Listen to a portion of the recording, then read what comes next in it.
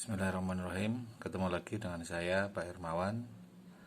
Kali ini materi PJJ untuk anak-anak jurusan Tekin, yaitu untuk DPIB, TPSM sama TKRO, akan membahas tentang reaksi redox ya. Kita mulai saja. Pengertian dari reaksi redox adalah suatu reaksi yang di dalamnya terjadi reaksi oksidasi dan reduksi. Jadi redox itu adalah singkatan dari reduksi dan oksidasi. Kemudian konsep reaksi redox itu terdiri dari 3. Yang pertama, oksidasi dan reduksi sebagai pengikatan dan pelepasan oksigen. Jadi titik beratnya pada oksigen, melepas dan menerima oksigen.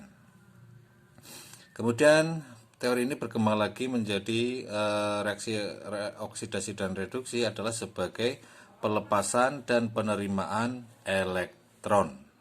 Nah, ini berkembang lagi setelah oksigen, sekarang kasusnya adalah pada pelepasan dan penerimaan elektron. Kemudian yang ketiga, perkembangannya adalah oksidasi dan reduksi adalah sebagai pertambahan dan penurunan bilangan oksidasi. Nah, kita akan membahas satu persatu ya. Baik, yang pertama dulu. Reaksi redox berhubungan dengan oksigen. Ya, jadi oksidasi itu didefinisikan sebagai reaksi yang mengalami pengikatan oksigen atau mengikat oksigen. Sementara reduksi adalah reaksi yang melepaskan oksigen. Nah, jadi mengikat dan melepas oksigen itu seperti ini saja. Misalkan karena nanti persamaan reaksi itu cenderung ditunjukkan dengan angka tanda panah, maka yang sebelum tanda panah itu disebut sebagai mengikat. Ya, mengikat. Nah, kurang besar ya. Nah, saya ganti saja. Jadi yang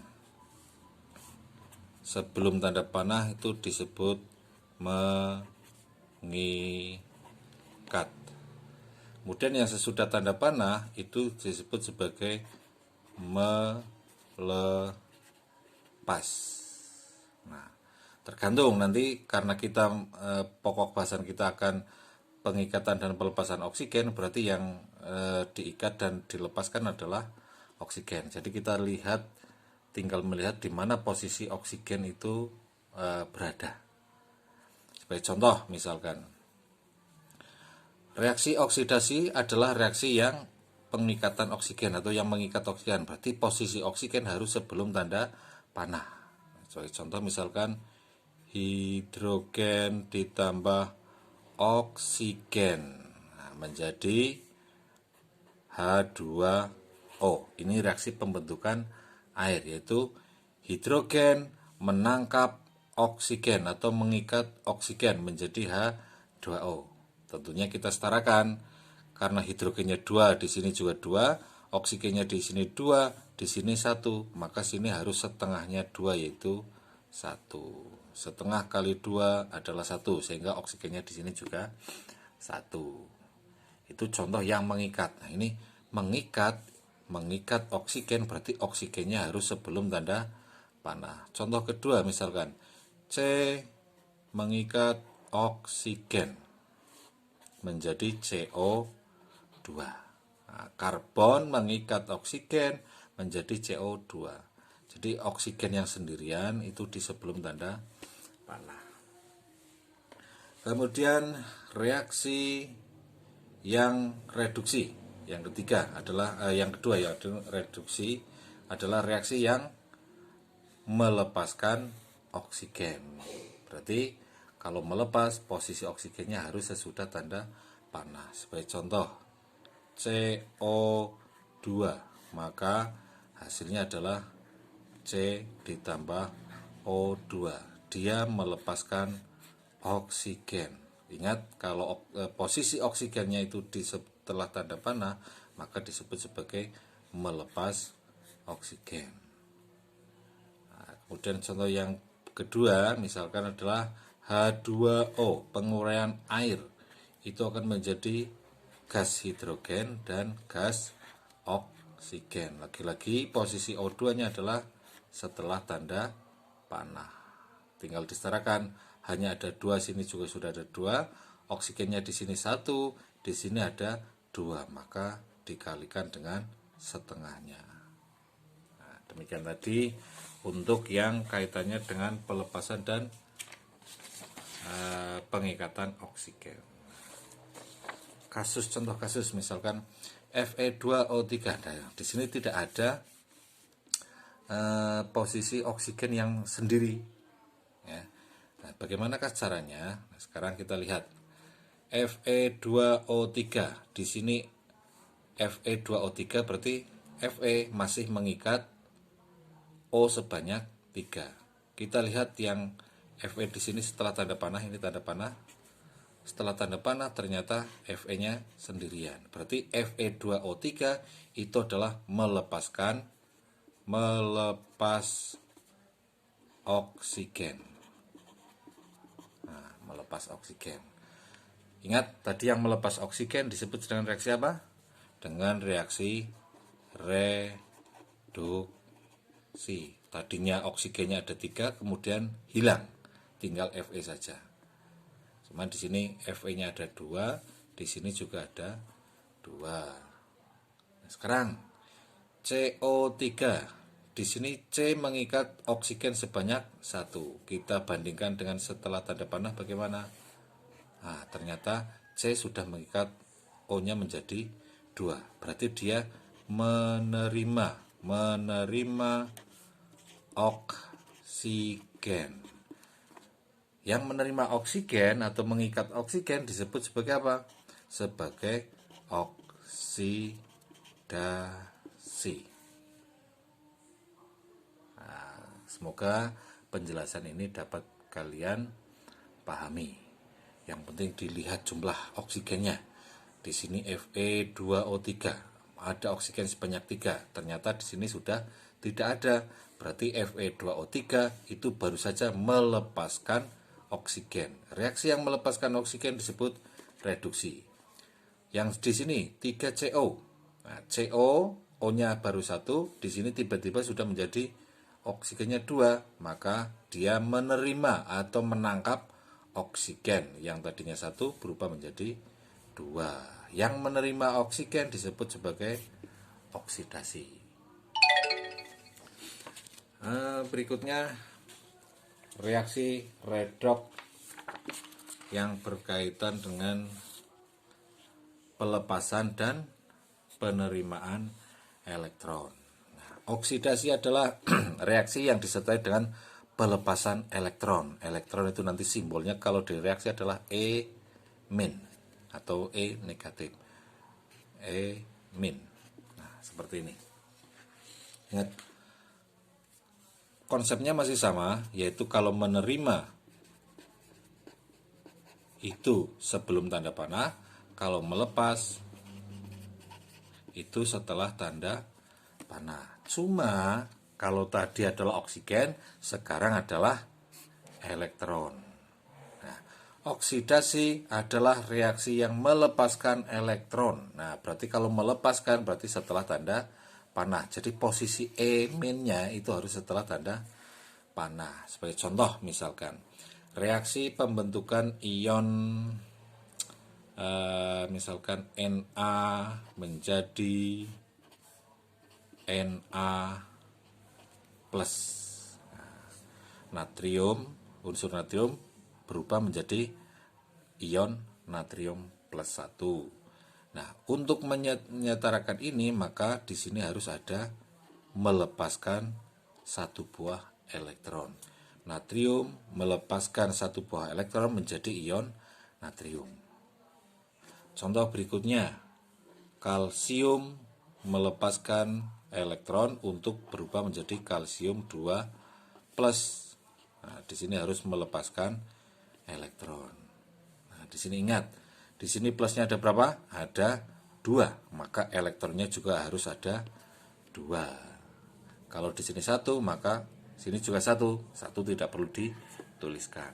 Yang melepaskan 3 misalkan, unsur aluminium berubah menjadi ion aluminium 3 plus maka melepaskan itu harus setelah tanda panah posisi elektronnya. Nah, di sini 3 plus, maka elektronnya juga harus sebanyak 3. Fungsinya itu untuk menyeimbangkan, karena di sini netral, tidak ada min, tidak ada plus. Maka di sini ketika 3 plus ditambah 3 min itu akan berubah menjadi seimbang lagi, netral lagi. Di sini 2 plus ditambah 2 min itu juga netral lagi. Di sini 1 plus, di sini 1 min, maka juga netral lagi. Sebelum panah itu netral, tidak ada plus, tidak ada min, sehingga di sini juga harus kondisinya juga netral. Jadi berapa banyaknya positif diimbangi dengan banyaknya elektron. 2 plus 2E, 3 plus 3E. Berikutnya adalah reaksi reduksi menurut konsep penerimaan dan pelepasan elektron. Nah, sekarang contohnya misalkan S berubah menjadi S2 min. Nah, sekarang ada sedikit perbedaan.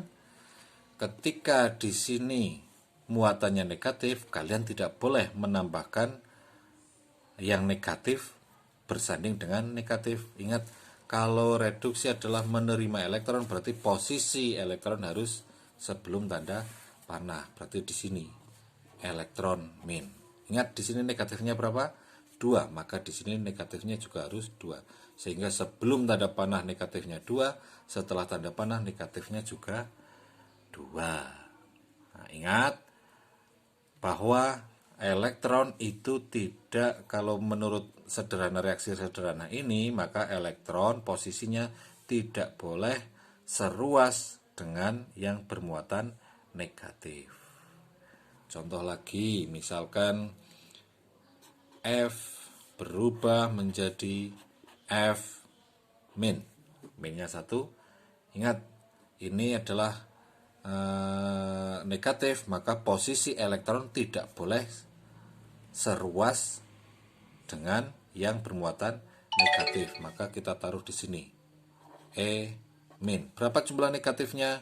1, maka di sini juga 1. Demikian tadi untuk kaitannya reaksi dengan menerima dan melepaskan elektron. Jadi reaksi yang menerima elektron disebut dengan reduksi, kemudian yang melepas elektron disebut sebagai oksidasi. Nah, sebagai contoh, ini kalau tidak dicontohkan yang lain, saya khawatir kalian memiliki persepsi yang berbeda. Misalkan contohnya sekarang seperti ini. Al, dari hampir mirip dengan ini ya.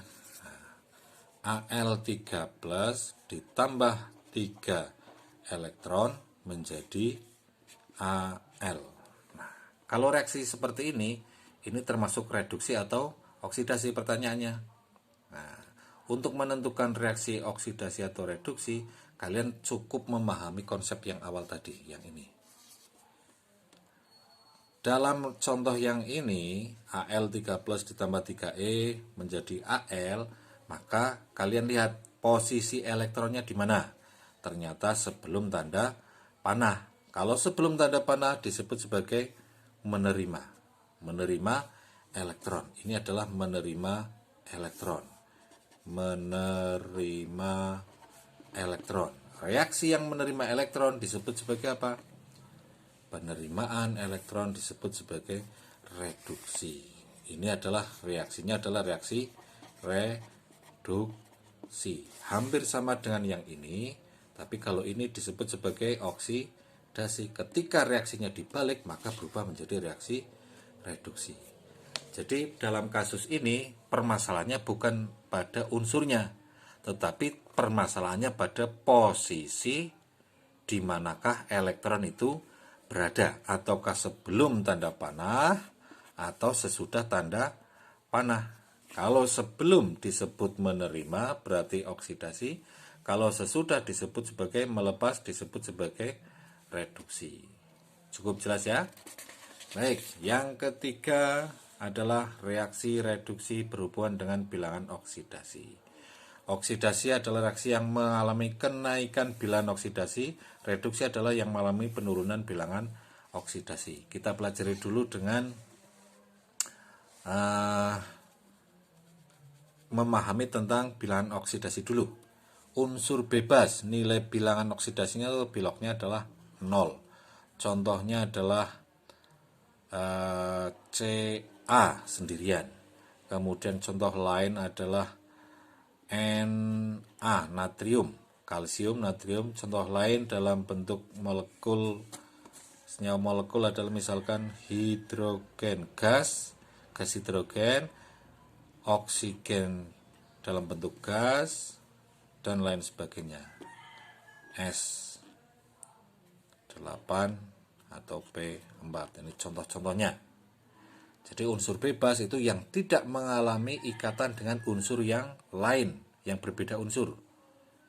Nah, ini kan Ca sendirian, Na sendirian, H2 ini memang ada ikatan H dengan H, bukan dengan unsur yang lain. Jadi masih kategorinya adalah unsur bebas. O2 terjadi ikatan tetapi hanya dengan sesama O, tidak dengan unsur yang lain. S8 juga terjadi pada hanya sesama dengan S. P4 juga terjadi ikatan antara P dengan P yang lain, bukan dengan unsur yang berbeda.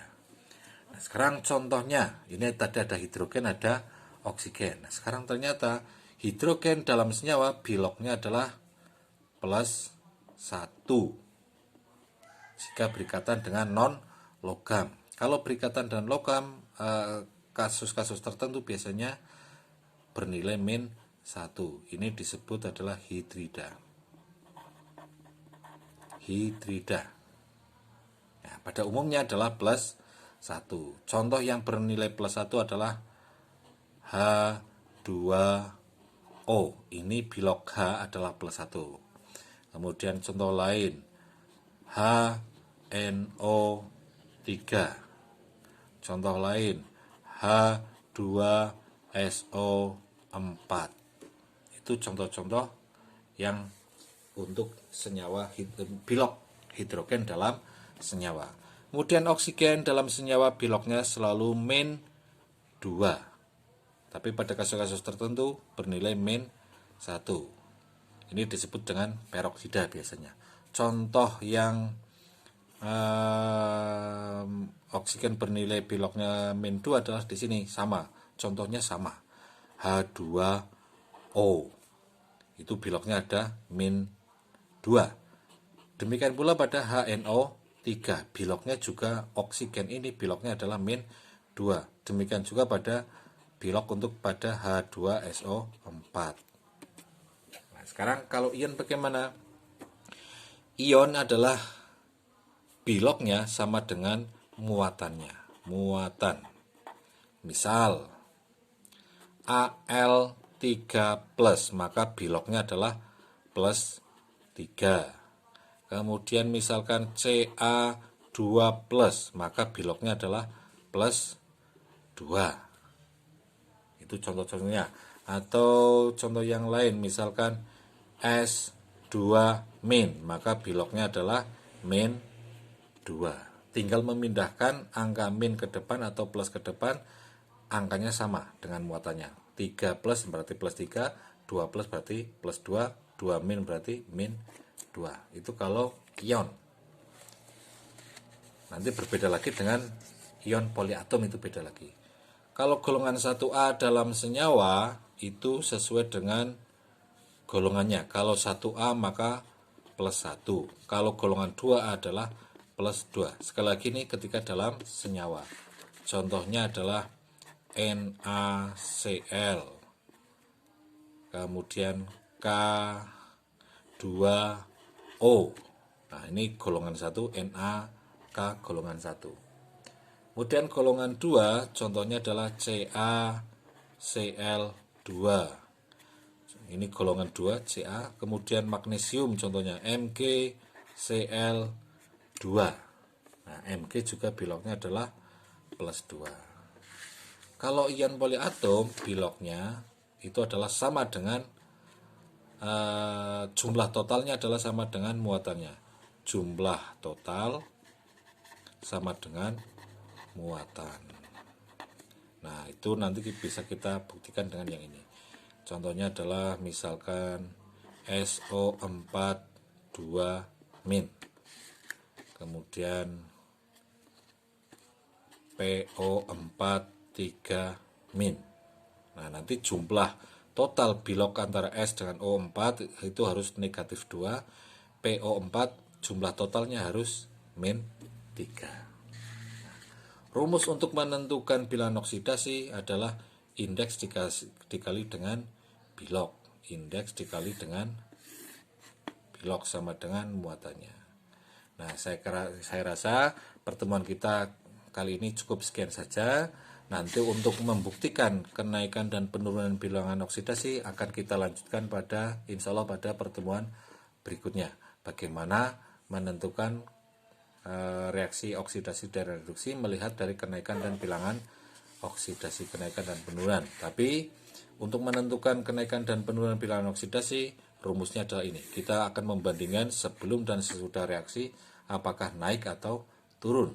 Yaitu rumusnya adalah indeks dikali dengan bilok. Indeks itu adalah angka di belakang ini, contohnya SO4. Nah, 4 ini adalah indeks. PO4, 4 adalah indeks.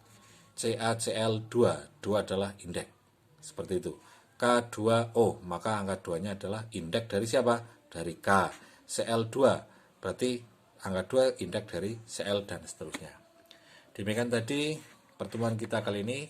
Cukup sekian, terima kasih. Assalamualaikum warahmatullahi wabarakatuh. Jangan lupa jaga iman dan jaga imun. Tingkatkan ibadah di masa pandemi ini dan jangan lengah dan jangan lelah untuk menjaga kesehatan dengan mematuhi protokol kesehatan, yaitu memakai masker, menjaga jarak, dan selalu mencuci tangan dengan sabun di air yang mengalir. Terima kasih. SMK Pancabakti, Jos. Assalamualaikum warahmatullahi wabarakatuh.